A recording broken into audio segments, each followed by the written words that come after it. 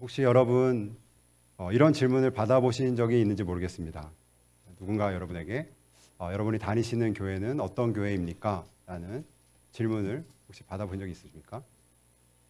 한번 지금 이 시간에 상상 속으로 한번 여러분 주변에 있는 지인이나 친척이 여러분에게 물어봤다고 생각해 보시고 상상해 보시고 한번 대답을 한번 생각해 보시길 바라겠습니다.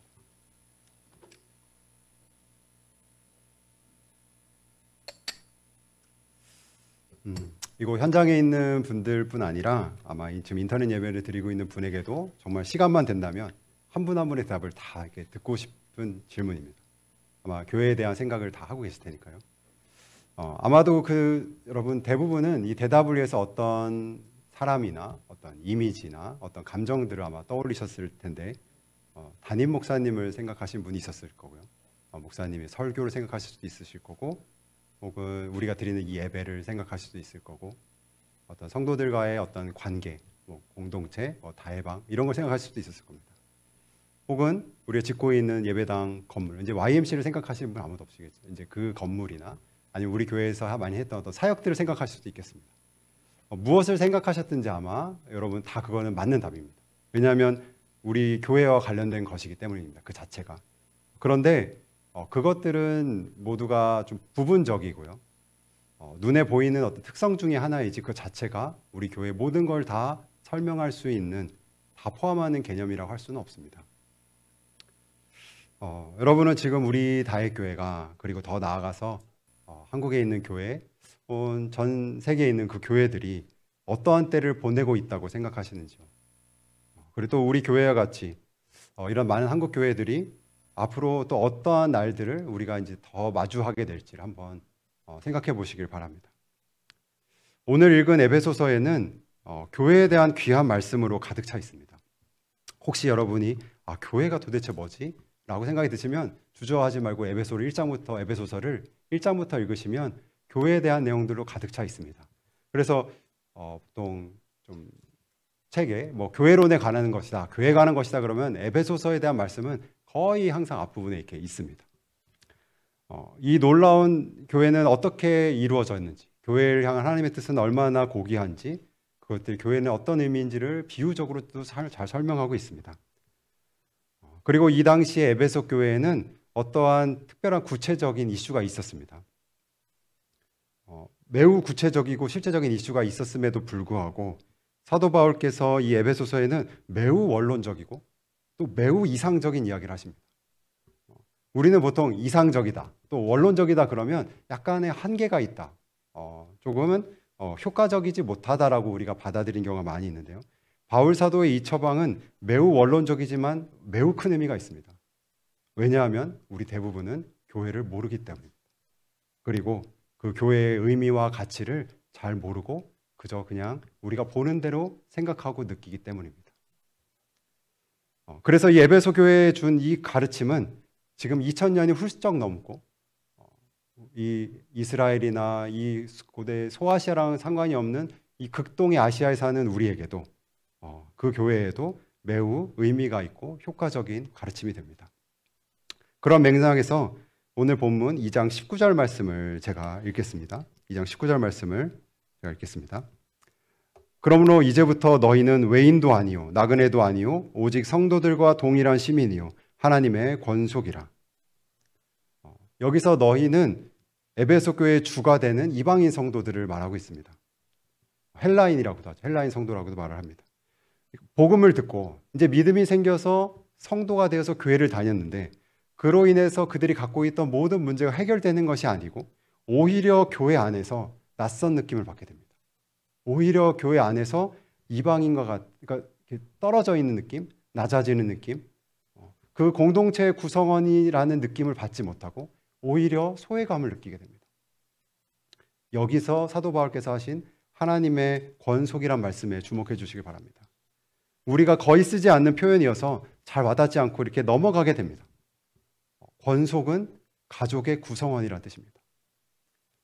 이 권속이라는 이 말에는 그 원어 안에는 세 가지를 공통적으로 하는 어떤 가족 관계를 뜻합니다. 하나의 가장을 가지고 있고 피로 연결되어 있고 그리고 같은 음식을 먹는 관계입니다. 이 권속이라 함은 가장이 되는 부모님을 중심으로 함께 거주하고 있는 공동체이고 혈연 관계, 즉 피로 연결되어 있는 관계입니다. 더 나아가서 매일 같은 음식을 먹고 나누는 관계가 바로 권속입니다. 여러분의 가족들을 한번 생각해 보시기 바랍니다. 여러분의 가족 안에도 또 얼마나 다른 부분이 있습니까? 가장 먼저 성별이 다른 것이 있습니다. 이 책을 읽으셨는지 모르겠습니다.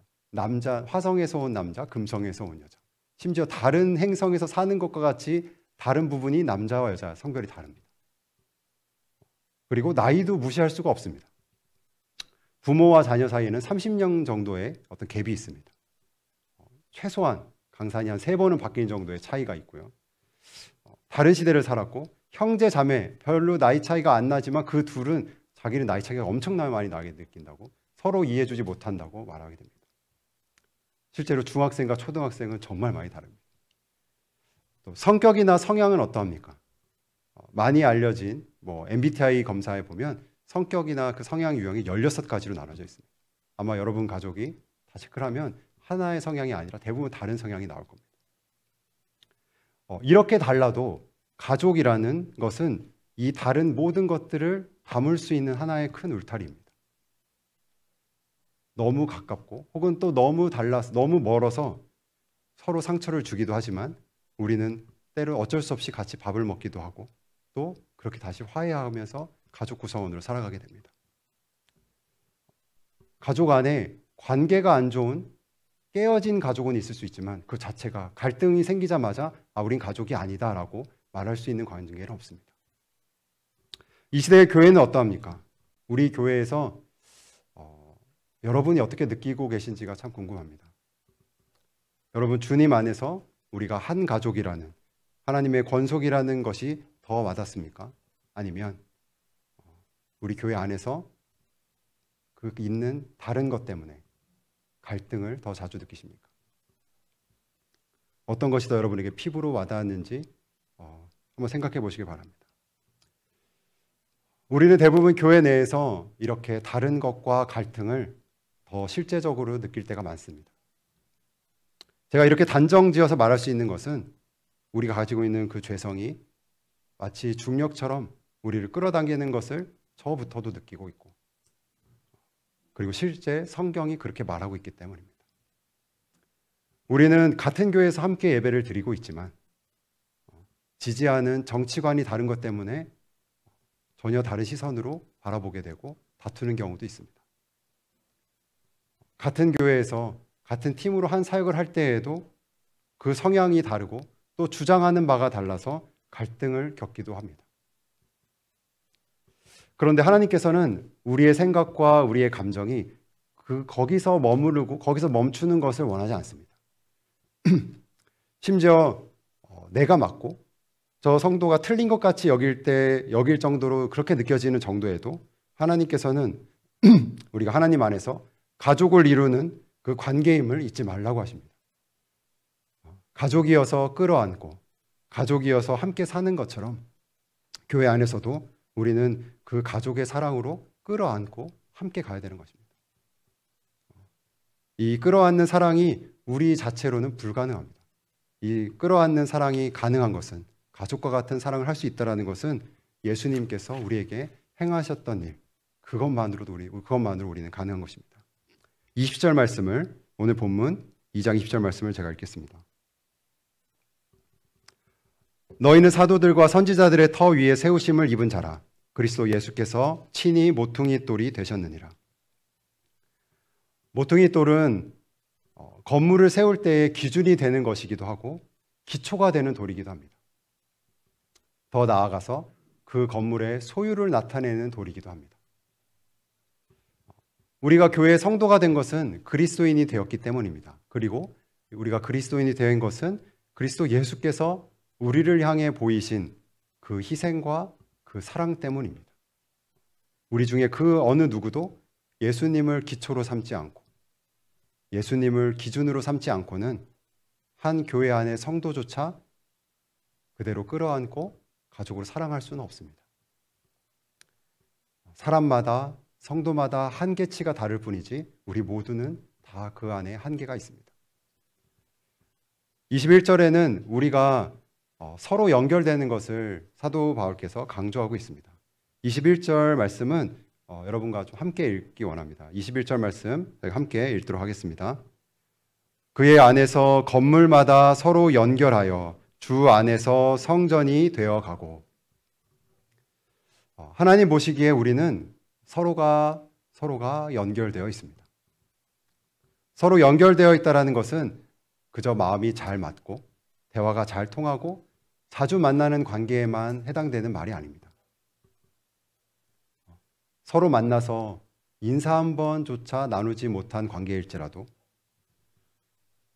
지금 코로나 팬데믹 가운데 1년 넘게 얼굴조차 보지 못해서 멀리 떨어진 것 같은 관계에도 심지어 의견이 많이 다르고 갈등이 심해서 다투고 해결되지 않은 것 같은 그 깨어진 관계에서도 하나님 보시기에 우리 모두는 서로 연결되어 있습니다. 이 서로 연결됨이 얼마나 중요한지, 얼마나 긴밀한지를 더 강조해 줄 수 있는 다른 표현을 사도 바울께서 다른 서신서에 썼습니다. 함께 찾아보도록 하겠습니다. 고린도전서 12장 27절 한 절 말씀입니다. 고린도전서 12장 27절 말씀 제가 읽겠습니다. 너희는 그리스도의 몸이요 지체의 각 부분이라.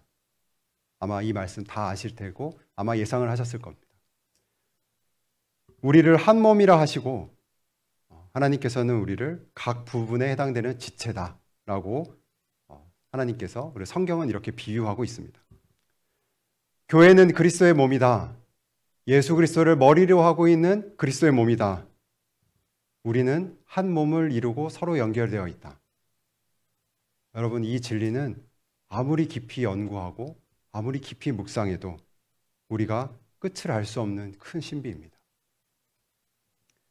몸이 신체적으로 건강하다, 건강하지 않다를 증명할 수 있는 관점 중에 하나가 있습니다. 그것은 뭐냐면 여러분의 몸이 그 다양한 고통들을 어떻게 반응하는지를 살펴보는 것입니다.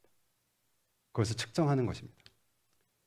건강한 몸은 가장 약한 부위의 아픔을 함께 느낍니다. 그것을 무시하거나 무감각하지 않습니다. 여러분, 아까 김희정 권사님께서도 기도 가운데 얘기하신 것처럼 우리 교회에 아프고 병든 분들, 고통을 겪고 있는 분들이 많이 있습니다. 우리 성도분들 중에 최근에 큰 수술을 받은 성도분들이 여러 분 계셨습니다. 그 일로 인해 고통과 두려움이 클 수밖에 없는 여러 상황들이 있었습니다. 불면증으로 고통을 겪고 있는 성도분들도 많이 있습니다. 코로나 시대에 경제적으로 위기와 어려움을 겪고 있는 분들도 많이 있습니다. 그리고 불투명한 미래 때문에 진로에 고민하고 있는 우리 청소년들과 청년들도 우리 교회에 있습니다.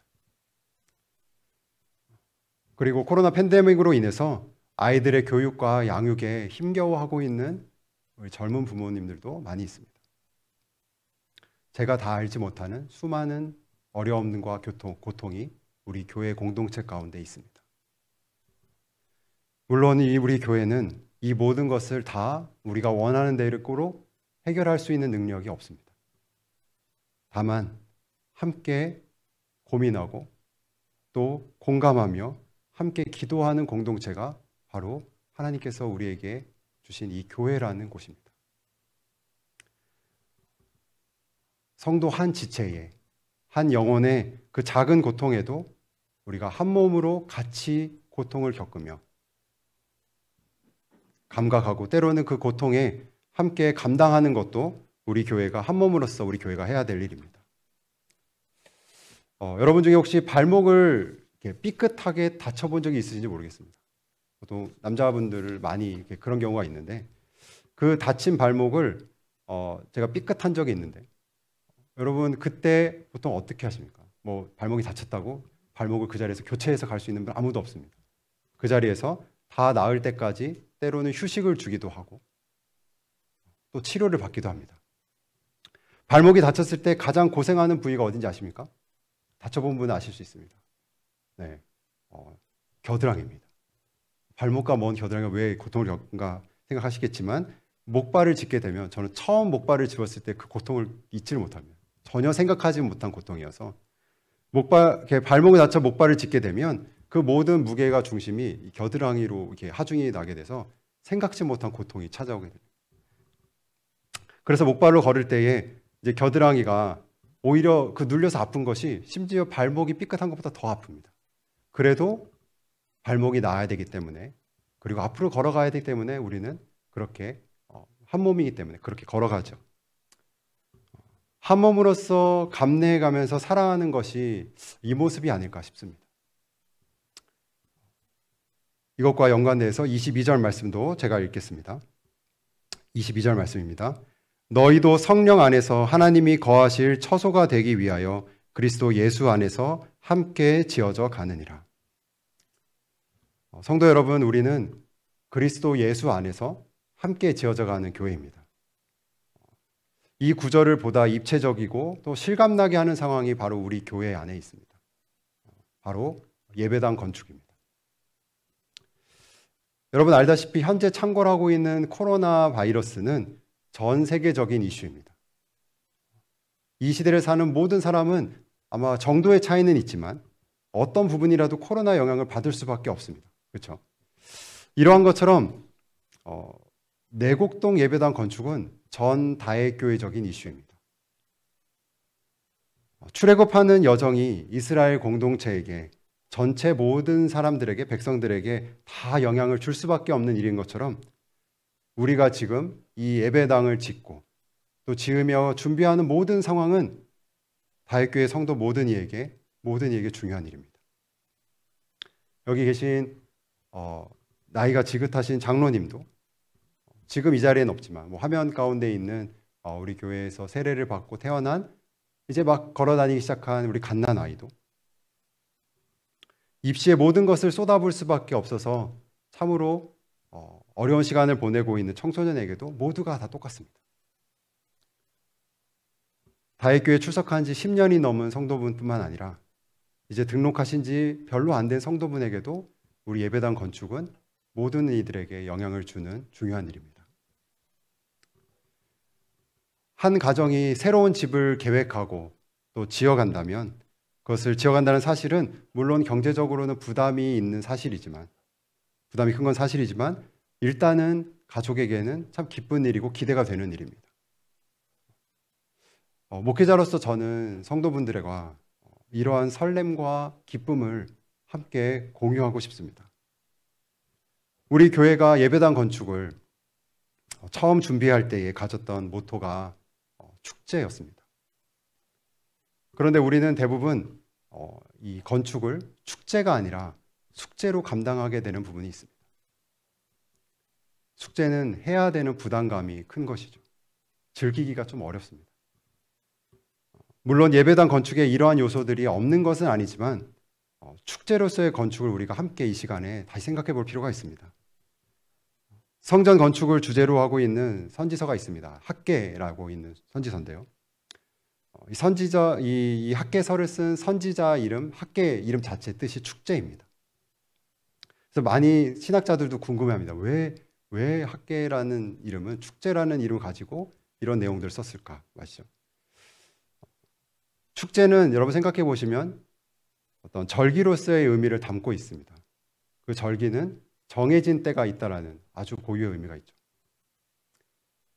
여러분이 생각하는 축제 중에 벚꽃 축제를 한번 생각해 보시면 그 축제를 즐기기 위해 그 여의도의 수많은 인파를 뚫고 갑니다.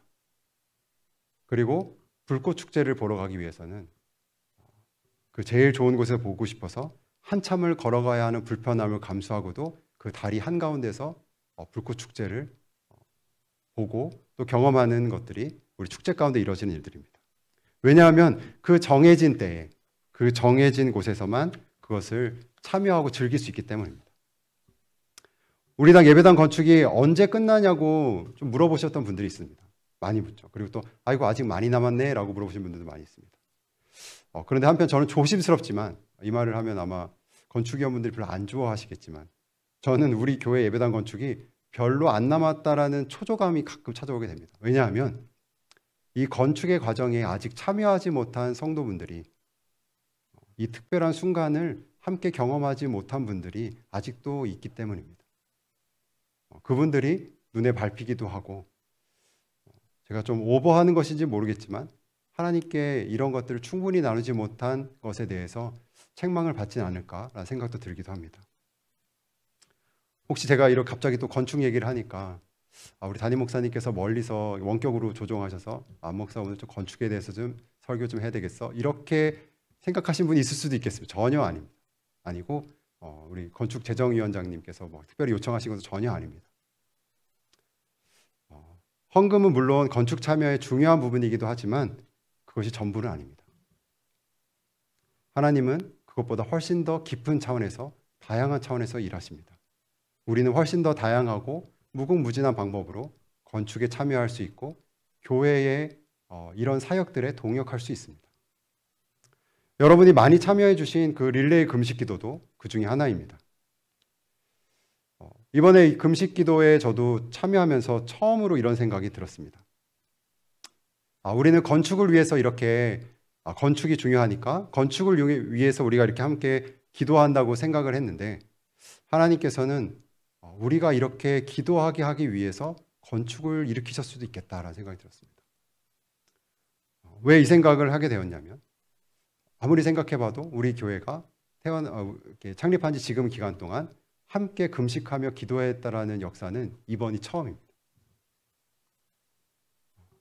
보통 기도를 수단으로서만 생각하기 쉬운데, 기도는 하나님과의 대화이기 때문에 그 자체가 목적입니다. 우리가 건축하기 이전에 이렇게 한 마음으로 교회 일을 나의 내일처럼 여기며 함께 기도한 적이 정말 있었습니까? 우리는 예배 공동체이기도 하고 또 운명 공동체라는 사실이 지금같이 체감되는 적이 저는 없었던 것 같습니다. 사랑하는 성도 여러분, 지금 이 축제의 시간을 놓치지 마십시오. 하나님께서 이 시대에 우리 다윗교회에게 허락하신 이 예배당 건축은 분명히 하나님의 뜻 가운데 이루어진 일입니다. 지금 내곡동 땅에 실제적으로 건축이 지어져 가는 것처럼 하나님께서는 우리 다의 공동체를 지금 다듬어 가고 계시고 또 세워가고 있으십니다. 오늘이라도 늦지 않았으니 아까 제가 광고했던 것처럼 금식 릴레이 기도에 함께 참여해 주시기 바랍니다. 그 기도가 아니어도, 금식이 아니어도 여러분 기도로 동참해 주시고 이 건축이 진행되는 과정 가운데 있어야 될 일들을 여러분이 함께 고백하시고 또 함께 경험하시길 바랍니다. 여러분의 자녀에게도 그 현장을 보여주기도 하시고 설명해 주기도 하시고, 우리가 어떤 불가능한 과정, 정말 어려운 고난 가운데, 어려운 상황 가운데서 어떻게 고비를 이겨놨는지, 하나님께서 어떻게 은혜를 베푸셨는지 이야기해 주시고, 이 예배당을 통해 하나님께서 어떤 크고 놀라운 일을 앞으로 행하실지를 우리 시선을 거기에 두고 하나님을 기대하며 찬양하시길 바랍니다. 우리가 하나님께서 살아계시며 이 많은 것들을 통해서 우리에게 좋은 것을 주시기 원하는, 우리가 알고 있는 그 God's best를 하나님께서 지금 행하고 있는 것을 저희가 함께 경험하길 바랍니다. 또 꼭 건축뿐이 아니라 오늘 이 자리에 순바이 이미옥 사모님께서, 선교사님께서 와 계시는데 우리 지금 2년 동안 순바를 저희가 못 가고 있습니다. 하나님께서 우리에게 순바라는 선교지를 주셨는데 거기에 현장에 가지 못하는 우리가 상황이 2년 동안 진행되어 있습니다. 아까 잠깐 기도 제목을 알려주신 것은 우리가 방문했던 그 지역이었던 동순바 쪽에 큰 쓰나미가 몰려와서 그 현지 성도분들과 그 많은 지역 주민들이 그 터전이 무너지고 어려움을 겪고 있어서 다 피신해 가고 있는 상황이라고 합니다. 그래서 지금 복구 사역을 위해서 함선교사님이 그곳에 오고 가면서 이 일을 돕고 계시다고 합니다. 순바에서 일어난 일들, 그리고 우리가 그곳 가운데 섬겼던 일들이 하나님의 일 가운데 이렇게 열매 맺을 수 있도록 여러분이 그 마음을 거기에 두고 함께 기도로 동참해 주시길 바랍니다. 아까 광고했던 로마서 필사도 마찬가지입니다. 여러분 중에 나는 글씨 쓰는 게 참으로 어렵고 이게 참 힘들다라고 생각하시는 분도 분명히 있을 것입니다. 그리고 이미 로마서는 다 마스터했다라고 말하실 수 있는 분도 있을 겁니다. 그런데 우리가 운명 공동체로서 한 몸으로서 이때에 함께 가는 것에 의미를 두시고 한번 같이 동참해 주시고 참여해 주시길 간절히 권면해 드립니다. 이제 말씀을 마무리하도록 하겠습니다. 제가 여러분 오늘 설교의 제목으로 교회, 나의 땡땡 그리고 예수님의 사랑이라고 했습니다. 이 제목은 제가 예전에 읽었던 그 책 제목을 거의 따라서 만든 책 제목입니다. 좀 사진을 좀 보여주시면 감사하겠습니다. 기독교 작가 중 유명한 작가인 필립 얀 씨가 지은 교회, 나의 고민, 나의 사랑이라는 책입니다. 이 책에 보면 앞부분에 이 필립 얀 씨라는 분이 교회에서 자라오면서 얼마나 많이 실망했는지, 얼마나 그 부조리함에 괴로워했는지, 그런 고민과 갈등과 싸움들과 심지어 교회를 떠났던 이야기들이 잘 담겨져 있습니다. 저도 크게 다르지 않아서 제가 청년회 때 바라보았던 교회는 많이 위선적인 모습과 부조리한 모습도 그것을 주로 봤던 것 같습니다. 다른 모습도 있었겠지만 아마 그런 것을 제가 주로 봤던 것 같습니다. 차라리 교회에서 떠나고 싶은 날들이 많았고 그런 성도분들과 함께 기독교인이라고 불려지는 것을 좀 꺼려할 정도로 피하고 싶었던 적도 있었습니다. 그래서 저에게도 교회는 저의 고민이기도 했고 저의 컴플렉스이기도 합니다. 여러분도 여러분의 교회를 생각했을 때 교회, 나의 땡땡이라는 것에 1차적으로 어떤 감정이 드는지, 그것이 고민인지 갈등인지 한번 생각해 보시기 바랍니다. 그런데 이 책에서 필립 얀 씨가 또한 교회가 나의 고민이었다가 또 어떻게 뒤에 있던 고백, 나의 사랑이 되었는지를 그 과정을 이야기하고 있습니다. 자기가 이 필립 얀 씨가 결국은 완벽하고 온전한 교회를 발견했기 때문일까요? 아니면 그렇게 있었던 많은 갈등들이 이제 다 없어졌고 그 교회가 도덕적으로 결함이 없이 성숙해졌기 때문일까요? 전혀 아닙니다. 저자는 교회에 대한 하나님의 계획이 얼마나 특별한지를, 그리고 흠이 많고 부족함이 많은 성도들이지만 그 교회들에 있는 성도들이 어떻게 서로가 서로를 빛나게 하며 서로가 함께 자라고 있는지를, 그 역사를 보고 또 마지막 때에 예수님께서 다시 오실 그때에 교회에 예비된 영광이 얼마나 아름다운지를 성경을 통해서 발견한 것뿐입니다. 그래서 교회를 나의 고민으로 시작했지만 나의 사랑이라고 고백할 수 있는 것이었습니다. 여러분, 우리를 보십시오. 우리도 연약하고 또 불완전합니다. 지금도 어려움 가운데 있고 위기가 많고 한국교회는 세상에서조차도 비난받는 부분이 많이 있습니다. 교회가 항상 선하고 교회 말에 항상 모든 걸 따라야 된다는 말을 드리고 싶은 것은 아닙니다. 중요한 것은 예수님께서 우리 이 교회를 끝까지 포기하지 않으신다는 것이며 우리가 길을 잃지 않도록 우리를 인도하신다는 사실입니다. 우리가 한 몸인 것을 지켜갈 때에, 우리가 서로를 돌보고 상처를 싸매고 함께 갈 때에 하나님께서 우리를 더욱더 온전하게 하실 것입니다.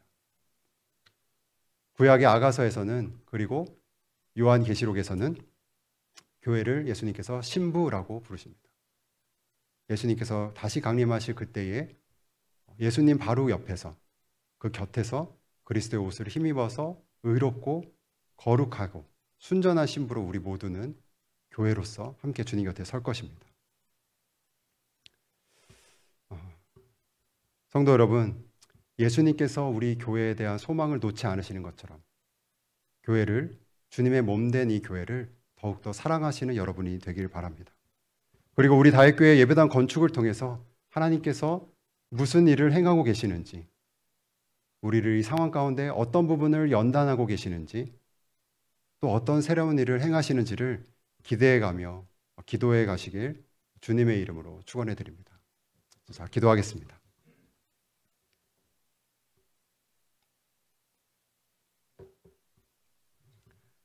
사랑과 자비가 충만하신 하나님, 죄인이었던 우리를 하나님의 백성으로 삼아주시고 또 서로 흩어져 있던 우리를 주님 안에서 하나 되게 연결되게 하신 하나님 은혜에 감사드립니다.